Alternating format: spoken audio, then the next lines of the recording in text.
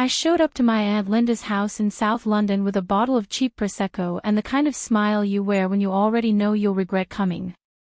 The street was packed the way it always is on a Sunday, cars squeezed into spots that don't exist, kids darting between bumpers, someone's music leaking out of an upstairs window. Inside, it smelled like roast chicken, gravy, and that sweet candle my aunt insists on lighting no matter what season it is. Everyone was already there. My uncles were planted near the TV, talking football like they were being paid for it. My cousins were spread across the sofa with their phones, laughing at something that had nothing to do with the room they were in. My grandmother, Nan, sat in her usual chair near the window with a cardigan buttoned up to her throat, holding a mug of tea like it was the only stable thing in the whole house. I tried to do the rounds. Quick hugs. Quick, you all right? Quick, how's work? The usual. My aunt's smile was tight, like she was counting seconds. My cousin Chloe gave me a look that said, "Here she is," like I was a surprise guest nobody ordered. I told myself not to take it personally, even though it always felt personal. Dinner was loud and cramped the way family dinners are when people don't actually like each other but still want the photos to look warm. Plates clinked, chairs scraped, someone argued about the best way to make Yorkshire puddings even though we weren't even having them. I kept my head down and helped clear dishes, because being useful is the easiest way to not get attacked. I was wiping crumbs off the coffee table when it happened. Linda's voice cut right through everything. Not a shout, but sharp enough to make every conversation stop like someone had hit pause. "Maya." The way she said my name wasn't normal. It was heavy.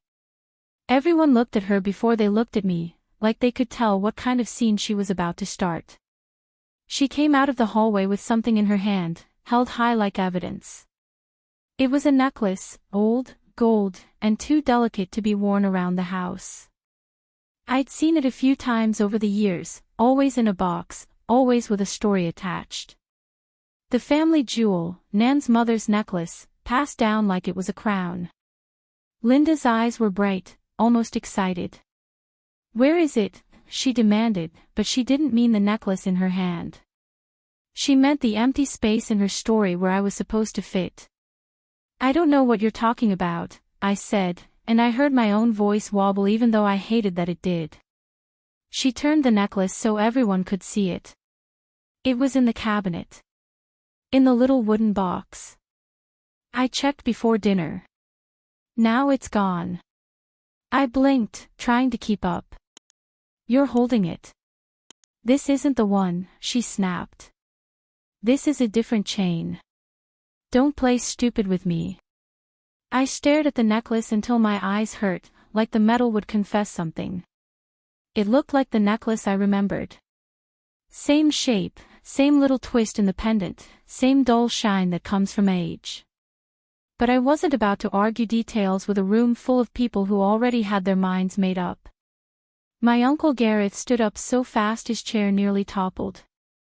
"What do you mean, it's gone?" he asked, and then, without waiting for an answer, his eyes landed on me. Like it was obvious. Like the logic was simple, something missing, I'm here, therefore me. Chloe's mouth curled into something that wasn't quite a smile. My other cousin, Ben, leaned forward with his elbows on his knees, watching like this was entertainment. Someone whispered my name, and it moved through the room like smoke. "I didn't take anything," I said. I sounded like a kid, which made me hate myself a little more. Linda took a step closer. "You were the only one in the hallway," she said. "You went to the loo twice. You were in and out of rooms. And you've always had issues." "What issues?" I shot back before I could stop myself. Her eyes flicked down my body like she was scanning for guilt. "Money," she said. "You've been struggling, haven't you? Lost that job. Still renting that tiny flat. You think we don't know?" My face went hot. I had lost my job. I was still getting back on my feet. But I hadn't told them details, because every detail becomes a weapon in this family. That doesn't mean I'm a thief, I said, and my hands were shaking now, which didn't help. Uncle Gareth stepped between us like he was keeping the peace, but his voice was already loaded. Maya, just give it back, he said, like I was hiding it in my pocket and we could all move on if I stopped being difficult. I don't have it, I repeated, and I could hear how desperate it sounded. The room had shifted. It wasn't a conversation anymore. It was a judgment. Nan didn't say a word. She just sat there, holding her mug with both hands, eyes fixed on the carpet as if she could disappear into it. That hurt more than Linda's accusations, more than Gareth's suspicion. Nan had always been quiet, but she'd never looked away from me like that.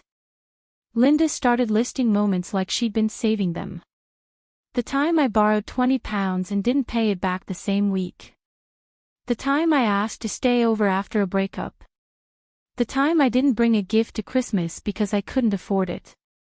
Each little thing turned into proof that I was the kind of person who would steal a family heirloom. My Uncle Paul joined in, voice calm like he was being reasonable. Let's not make a fuss, he said, which in his mouth meant, let's just make Maya take the fall quietly. We can search your bag, love. That'll clear it up. My stomach dropped. No, I said instantly. I'm not doing that. And just like that, my refusal became the final evidence. People don't understand privacy in families like mine. If you won't submit, it means you're guilty. Chloe stood up, arms folded. If you didn't take it, what's the problem? She asked. She sounded bored, like she was tired of my drama. The problem is I'm being accused, I said, and I heard my voice rising. The problem is you all jumped on me without even thinking. Linda's eyes flashed. Because we know you, she said. That line hit like a slap. Not because it was true, but because she said it with such confidence, like my identity was something she owned. I looked around for someone, anyone, to interrupt, to say, this is getting out of hand. But my uncles were already moving. Gareth headed toward the hallway. Paul asked Ben to check the cabinet. Linda hovered near me like she was afraid I'd sprint out the door with some imaginary necklace. The search was a show. Drawers opened with aggression. Cushions flipped. Cabinets rattled. Ben kept glancing at me, waiting for me to crack. When they found nothing, because there was nothing to find, the room didn't relax. It tightened. Because if the necklace wasn't in the house, then in their minds it had to be on me. Linda pointed at the door like she was dismissing a stranger from a shop.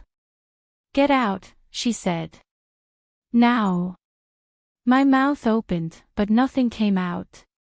My face felt numb, like my body was protecting me from feeling it all at once. Gareth nodded like this was a sad necessity. We'll sort it out later, he said. Just go home. Home. Like I still had a place in any of this. I looked at Nan one last time. Her hands were trembling slightly around her mug. She still didn't meet my eyes. I waited for her to lift her head, to say my name, to tell them to stop. She didn't. So I grabbed my coat from the hook and stepped outside into the cold night air, hearing the door click shut behind me like a decision being finalized. The streetlights made the pavement look wet even though it hadn't rained. I stood on the front step for a second, staring at my own breath, trying to convince myself to knock again. My hands were useless inside my sleeves, fingers numb, heart pounding too hard for a quiet residential street. Through the frosted glass, I could hear them moving around, still talking. Not worried, not confused, not searching for the truth. Just rearranging the story so it made sense without me. I started walking because standing there felt worse. I didn't even know where I was going at first. My phone buzzed in my pocket, probably a friend checking in, or maybe an automated email, something normal trying to exist in a moment that didn't feel real. I couldn't bring myself to look. As I walked, the anger started to rise, but it kept getting tangled in something heavier. This wasn't just about a necklace. It was about how easily they believed it could be me. Like the accusation slid right into a space they'd already prepared. I could name the pattern if I wanted to. The jokes about me being dramatic when I cried. The way they'd sigh when I talked about my job, like I was boring them with my own survival. The comments about my flat being tiny, or rough, or not the kind of place you'd bring guests. The way my cousins would compare themselves to me in that fake sympathetic tone. At least you're free, though. No mortgage, no responsibilities. As if I was living some carefree life instead of scraping by. When I was younger, I used to think it would change if I tried harder. If I got better grades. If I dressed nicer. If I laughed at the right jokes. If I never asked for anything. I got older and realized some families need a scapegoat the way other families need a pet. Someone to blame, someone to talk down to, someone to remind everyone else that they're doing fine. I ended up at a bus stop with no plan, just the need to sit down and not be seen. The bench was cold through my jeans. A bus rolled past, too full, people pressed against the windows with tired faces.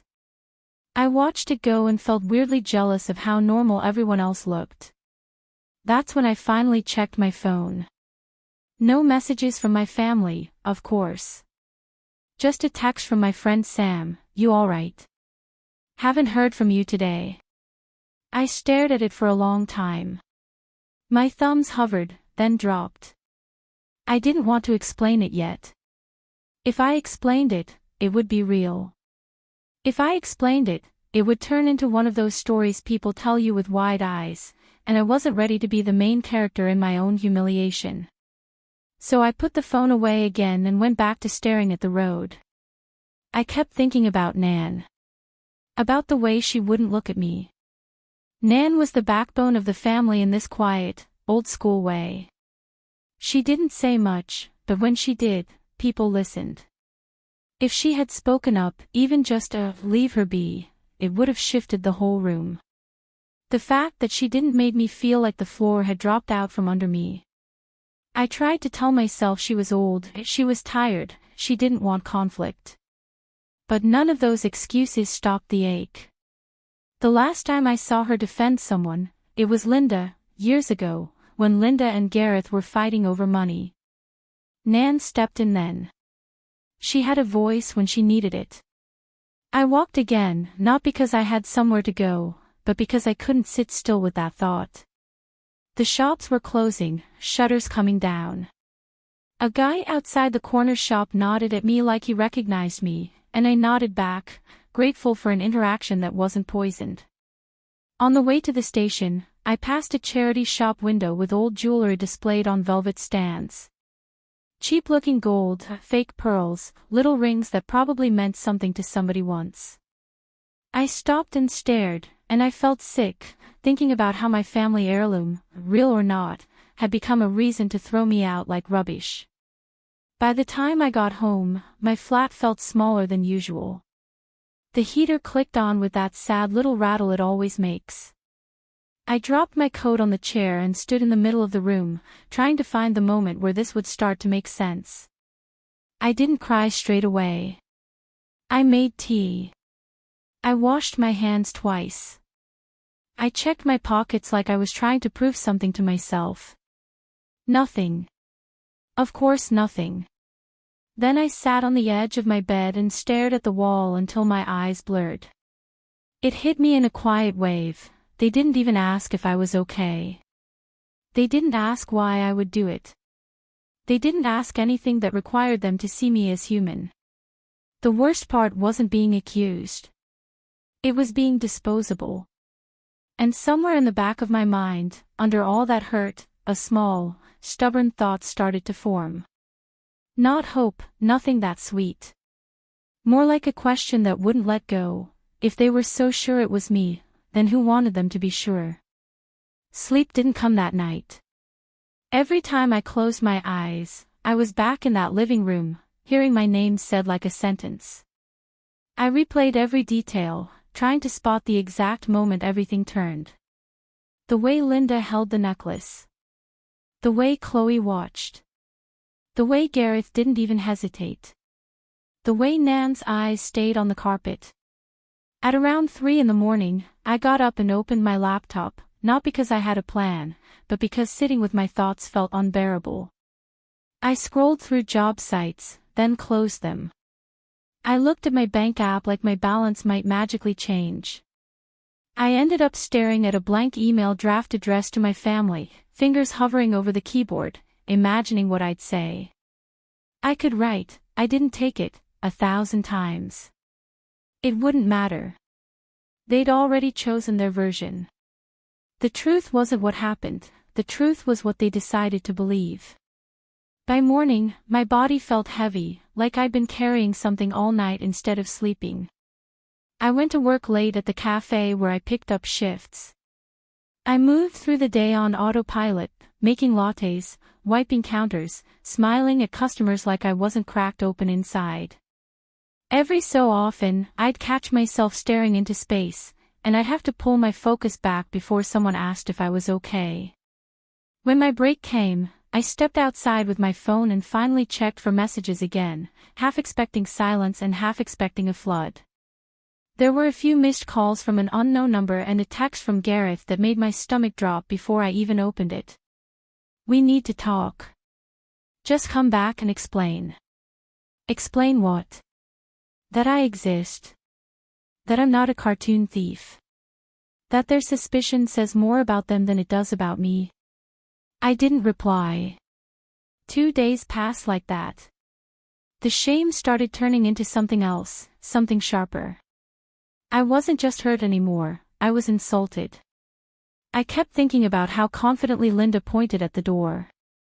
How comfortable everyone was with me being the bad guy.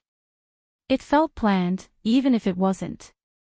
On the 3rd day, Sam came over after my shift with takeaway chips and that look she gets when she's trying not to push too hard. I told her everything in one messy rush. The words came out uglier than I expected, more bitter, more raw. When I got to the part about Nan not defending me, my voice cracked, and I hated that, too. Sam didn't say, maybe they had a reason, the way some people do when they want to stay neutral. She just listened. Then she said, "So they threw you out in front of everyone. Over a necklace." "Not even just threw me out," I said. "They made me feel dirty. Like I'm the kind of person who would do it." Sam shook her head slowly. "That's not about the necklace," she said. "That's about them needing someone to blame." I wanted to believe that was all it was. A family dynamic. A mess. A cruel habit. But a part of me kept circling the scene like a detective with no badge. Linda had been too ready. Chloe had looked too pleased. Gareth had played judge too quickly. Meanwhile, back at Linda's house, I didn't know what was happening. I imagined them still talking about it, still painting me as desperate, still feeding each other little facts until the story felt solid. In my mind, I could see the living room again, the cabinet, the rug, the coffee table, Nan's chair by the window. There was one detail I hadn't thought about properly until later. A few weeks before the dinner, Linda had been boasting about some work they'd done on the house, new lights, a fresh coat of paint, and a security camera system her husband insisted on installing after a neighbor's break-in. She'd said it like she was proud, like the cameras made them important. I remembered rolling my eyes at the time, because Linda loves feeling like the world is out to get her. But now that detail sat in my head like a pebble in my shoe. Uncomfortable. Impossible to ignore. If there were cameras, then there was footage. It wasn't hope. It was just logic. Either the cameras worked, or they didn't. Either the footage showed something, or it didn't. But the idea that the room might have recorded what really happened made my chest feel tight in a different way. Like the truth could exist somewhere outside of my word against theirs. I didn't know if anyone in that house would even check. If you believe someone is guilty, you don't go looking for proof that you're wrong. You just keep repeating the story until it feels like truth. And still, in that quiet corner of their living room, if the system was on, a tiny red light would have been blinking steadily through the whole mess. Through the accusations. Through the searching. Through whatever was said after I left. That thought followed me all the way into the next morning, settling in my mind like a door left slightly open. Not enough to walk through yet, but enough to let something in, the possibility that they'd made a mistake they couldn't hide forever. The next time my phone rang, it wasn't Gareth. It was Ben. We weren't close. Ben was the kind of cousin who showed up late, ate a full plate, and disappeared before anyone could ask him for help. If he was calling me, something had shifted. I let it ring twice because I didn't trust my own nerves, then answered. "Hey," I said, keeping my voice flat on purpose. There was a pause on the other end, like he was choosing the least painful way to speak. "Maya, are you at home?" "Yeah," I said. "Why?" Another pause. I could hear faint noise behind him, muffled voices, a TV, the hum of a house full of people pretending things are normal. "Listen," he said, and his voice dropped lower. "I found something." My stomach tightened instantly. "Found what?" He exhaled. "The camera footage. From the living room. From that night." For a second, I didn't understand what he meant, even though I'd been thinking about it for days. My brain went blank in a protective way, like it didn't want to hope too fast. "Okay," I said carefully.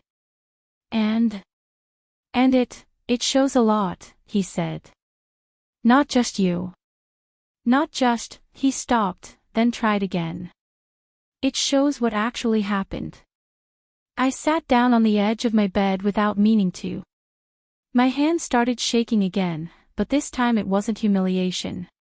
It was that sharp, electric feeling you get when your life is about to be pulled into a different direction. Ben's voice turned even quieter. "I was downloading clips because Aunt Linda wanted to see who left the back gate open last week. Her husband never turns the system off, so it records everything. I clicked the wrong date at first. I landed on Sunday." "On your Sunday." I swallowed. "What did you see?" He didn't answer right away. "I don't know how to say it without making it worse," he admitted. "But Aunt Linda was in the hallway with the jewelry box. After you'd already gone into the kitchen. She had it in her hands." My throat went dry.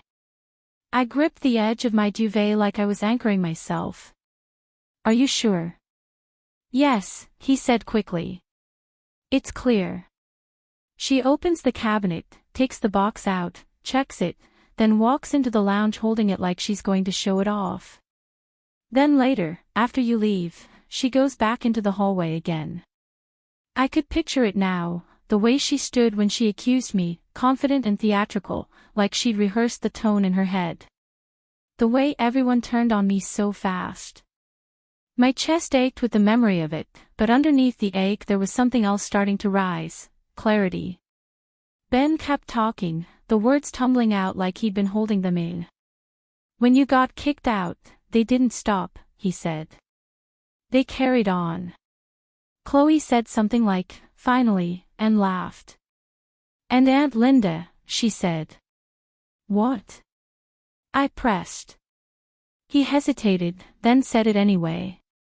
"She said, now she won't come sniffing around when Mum goes." That's what she said. About Nan. The room felt colder. That line landed deep, because it wasn't just about a necklace. It was about inheritance, control, who gets to belong. It made my earlier question feel suddenly sharp and answered. They didn't just believe I could steal, they needed me out. Ben's voice cracked slightly, like even he was shocked by what he'd heard. "Then there's another part," he added. "Aunt Linda goes into the hallway and she hides the necklace.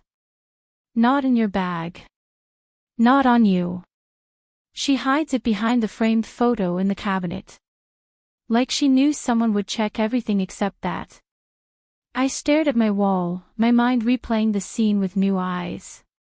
So she planted the whole thing, I whispered. Yeah, Ben said, sounding miserable. And everyone just went along with it. Or they didn't care. I didn't know what to do with the fact that I was right. Vindication is supposed to feel good, but in that moment it mostly felt heavy. Like the truth had a weight to it, and now it was sitting right on my chest. Why are you telling me this? I asked him. Because it's wrong, he said, and for the first time in my life, I believed he meant it. And because they're about to pretend it didn't happen. They're already trying to figure out what to do.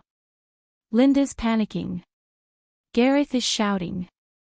Nan's crying. Nan crying. That hit like a punch. Is she okay? I asked, too fast. Ben lowered his voice even more. She's upset. She keeps saying she shouldn't have let them throw you out. She keeps asking where you are. I think she wants to talk to you. My throat tightened so hard I could barely breathe. I didn't want to go back into that house. But the thought of Nan sitting there with tears in her eyes, realizing too late, did something to me. What do you want me to do? I asked Ben, though I already knew the answer. He took a breath. Come here, he said. Not to forgive anyone. Just, come see it. Let them face you with the truth in the room. I didn't answer right away. I stared at the cheap carpet in my flat, at the stain near the bed I'd never managed to clean properly, and I thought about how my family had looked at me like I was dirt. I thought about Linda's line, sniffing around, like I was some stray animal. Then I thought about Nan, and how her silence had broken something in me. All right, I said finally. My voice sounded steadier than I felt. I'll come. But I'm not coming to make anyone feel better about it. Ben's relief came out in a shaky laugh. Good, he said. Honestly, good. When I hung up, my hands were still trembling, but my head felt strangely clear. I pulled my coat on, checked my reflection in the mirror, and didn't recognize the person staring back. Not because I looked different, but because I could see something in my own eyes I hadn't seen before. I wasn't going to beg for my place in that family anymore. On the train back, London blurred past the window, brick houses, graffitied walls, station signs, people staring into their phones like nothing in the world ever changes. I watched my own reflection in the glass and tried to prepare for what was waiting. Not a reunion. Not an apology. A reckoning.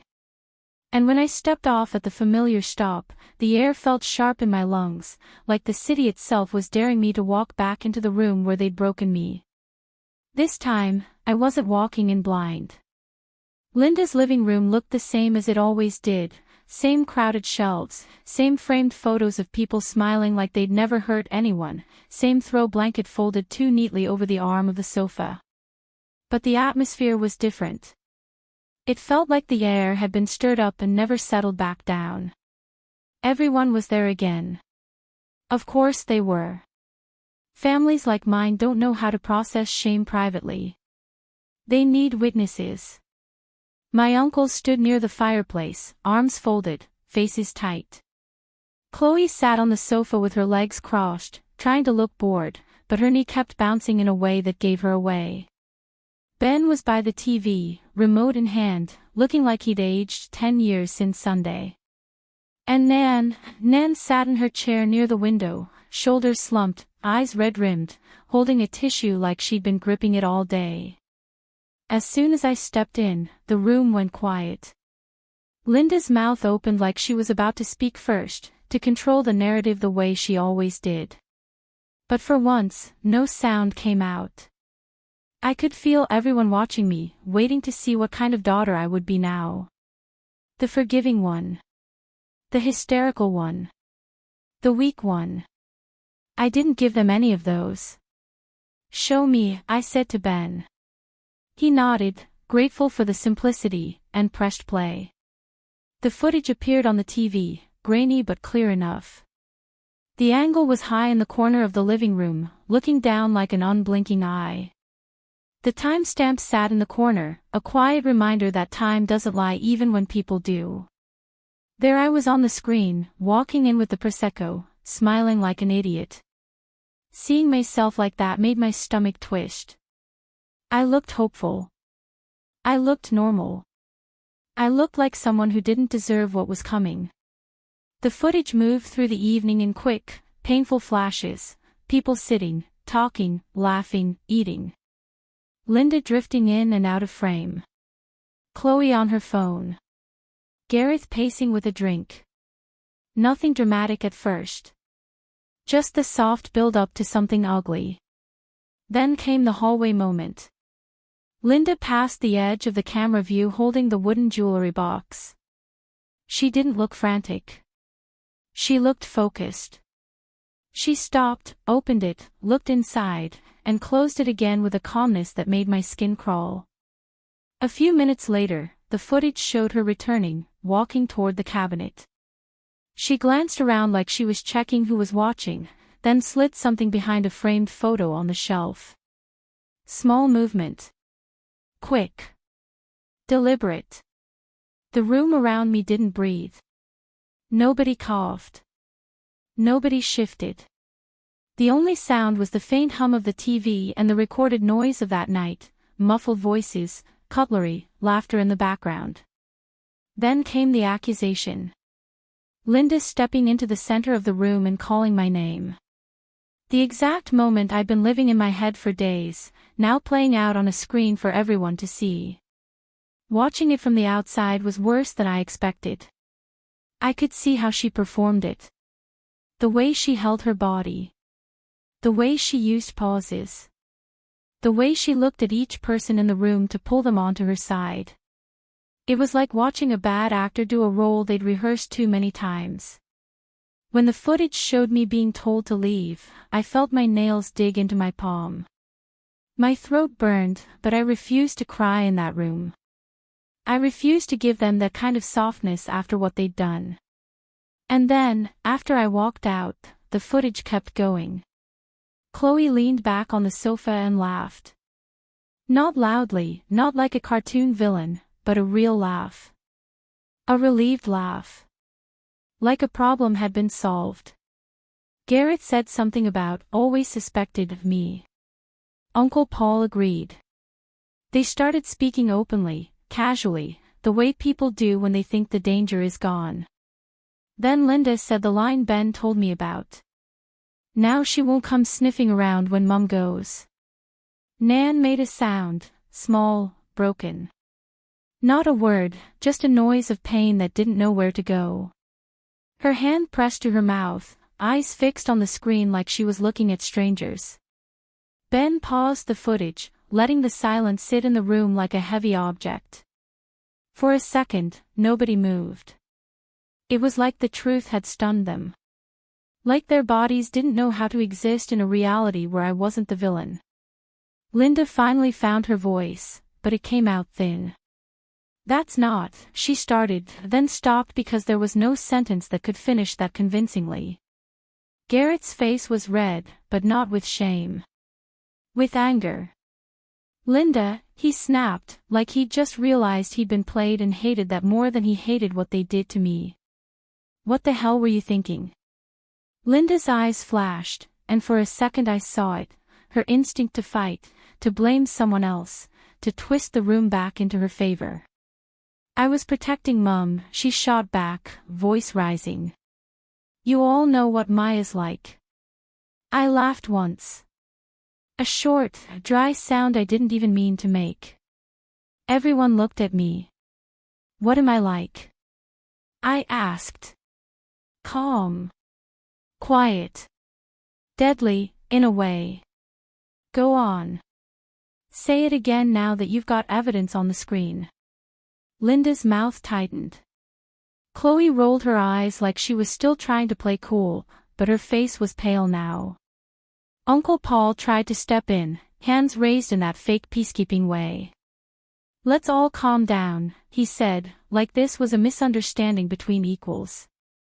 Like my life hadn't just been dragged through the mud in front of everyone. "No," I said. My voice didn't shake this time. "You don't get to calm down.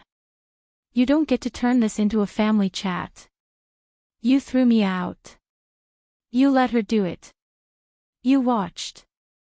Garrett's eyes flicked away, and that was all the confirmation I needed. He knew. He didn't care until he looked stupid on camera. Chloe finally spoke, voice sharp with defensive pride. "So what, you want us to grovel," she said. "It was a mistake." "A mistake is spilling wine," I answered. "A mistake is forgetting someone's birthday." This was a choice. Nan's breathing had gotten uneven. She shifted in her chair, and I moved toward her without thinking. I crouched beside her, careful, like I was approaching something fragile. She reached for my hand, fingers cold. "Maya," she whispered, and the way she said my name. This time was nothing like Linda's. It was cracked with regret. "I'm sorry." It wasn't a big speech. It wasn't a dramatic apology. But hearing it from her, finally, was like releasing a breath I'd been holding my whole life. Linda opened her mouth again, maybe to interrupt, maybe to defend herself one last time, but Nan's voice cut through the room, low and firm. "Enough," Nan said. One word. That was all. And it stopped Linda in her tracks. Nan looked up at Linda, eyes wet but sharp. "You used my necklace to hurt her," she said slowly. "You used me." Linda's face flickered, anger, fear, embarrassment, like she was cycling through emotions looking for one that would work. "Mom, you don't understand." "I understand perfectly," Nan said. "And if any of you had a spine, you would have stopped it." Nobody spoke after that. Even Gareth went quiet. My phone buzzed in my pocket then, someone calling, probably Sam checking if I was okay, but I didn't answer. I didn't need outside support in that moment. The room itself was finally holding the consequences of what it had done. Ben unpaused the footage, letting it play a little longer, just long enough for everyone to hear their own voices, their own cruelty, their own certainty. When the screen went dark, the silence was different than Sunday's silence. Sunday's silence was accusation. This silence was exposure. And exposure doesn't go away with apologies. After the footage ended, Linda tried to speak again, softer now, like she was changing costumes mid-scene. "Maya, love, she began, reaching out as if she could touch my arm and rewrite the last week. I stepped back. Not dramatically.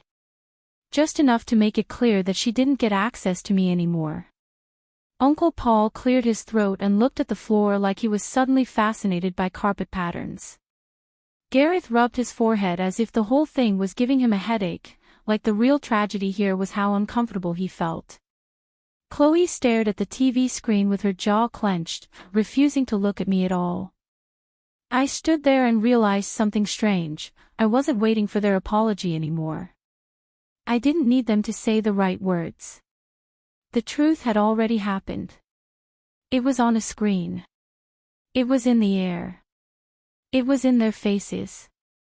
Nan squeezed my hand and whispered, "Sit with me, just a minute." So I did.